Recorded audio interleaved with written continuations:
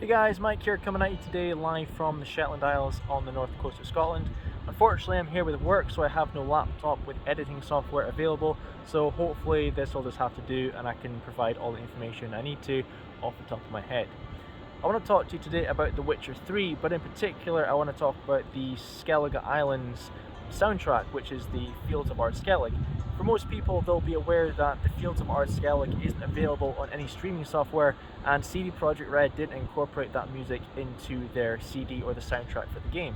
And that's because there is an excerpt from an 18th century song called Fair Bháta, and that's a Scots Gaelic song which translates to The Boatman, which is pretty fitting considering that you as Geralt of Rivia are sailing around the Skellig Isles on a boat trying to find loot, and you're going from island to island to do the missions. But the song was written by Jean Finlayson, and it was about the love of her life, who was a boatman. She sings about how she walks to the highest hill or the highest point to look out for him and await his return from his journeys, and sometimes she fears he may never come home. Many of the fishermen and the boatmen who she asks about his welfare, they say she's a fool for ever loving him, he's a flighty man and will never be tied down. Even though he's promised her a gown of silk and a gold ring, she is fearful that he'll forget about her and never return.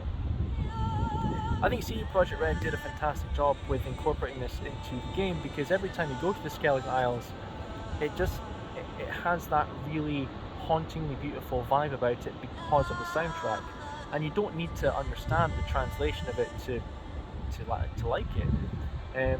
I've listened to it a few times today, and being here on the Shetland Isles, I can really see the resemblance to Skellig, and this is just one part.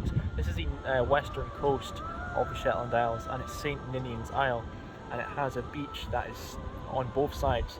The sea is on both sides of that beach, so it's like a bridge to this island, and it's a wonderful place to be. But the story for the boatman has a happy ending, because Jean and the boatman got married soon after she composed and wrote the song. So there's a happy ending to this story, even though the music is very sad and the lyrics are very emotional and sad. And you can find the lyrics on Wikipedia. There are a few different translations literally to the words and the lyrics, but ultimately the song means the same thing. Hope you've enjoyed the video, guys. It's been an impromptu one, and hopefully I provided everything I needed to off the top of my head, and I hope you enjoy the view. And I hope you've been inspired to maybe come to Scotland and visit the Shetland or Western Hebridean Isles for yourself. Maybe listen to the soundtrack along the way.